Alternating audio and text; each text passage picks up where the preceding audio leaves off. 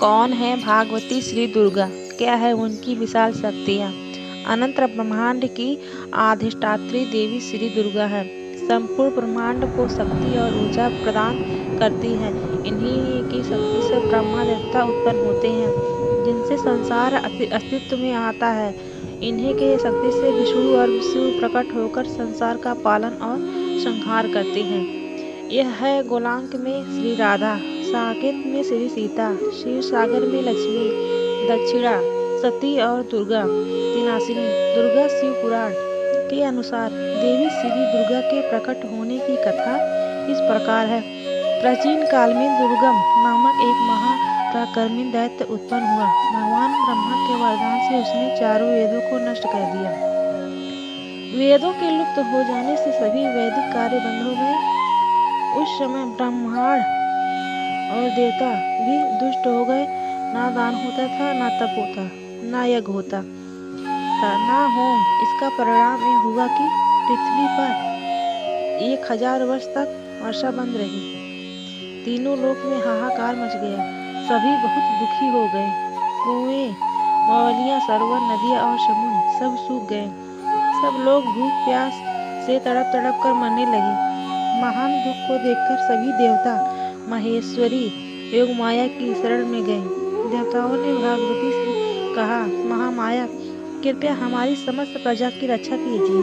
अकाल के कारण सभी लोग अन्न जन के अभाव में अचेत हो रहे हैं। तीनों लोकों में हाहाकार मच गया है। माता, जिस प्रकार आपने शुंभ की रक्षा की थी, उसी प्रकार जैसे आपने निशुंभ, चंडमुंड, रक्तबीज, मधुकैटभ, महेश आदि दैत्यों की वध करके हमारी रक्षा कीजिए। उसी प्रकार दुर्ग महासुर की अत्याचारों से हमारी रक्षा कीजिए। देवताओं की प्रार्थना सुनकर दयालु देवी ने उन्हें अपने अनंत नेत्रों से अपना स्वरूप दिखाया। तत्पश्चात ब्रह्मा भागवती ने अपने अनंत नेत्रों से हजारों आंसू की बारिश प्रवाहित की। उन धाराओं से समस्त लोग तृप्त हो गए। समस्त औषधियां भी सिंचित हो गई। नदियां और समुद्र जल से भर गए। पृथ्वी पर साग सब्जियां या फल उगने लगे।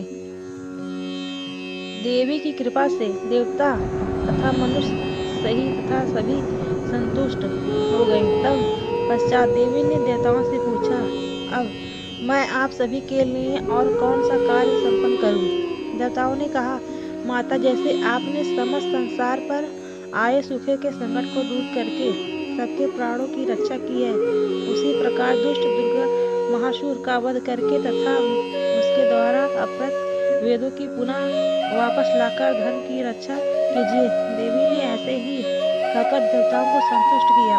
देवता ने उन्हें प्रणाम किए और अपने स्थान पे लौट गए। तीनों लोगों में हर्ष छा गया।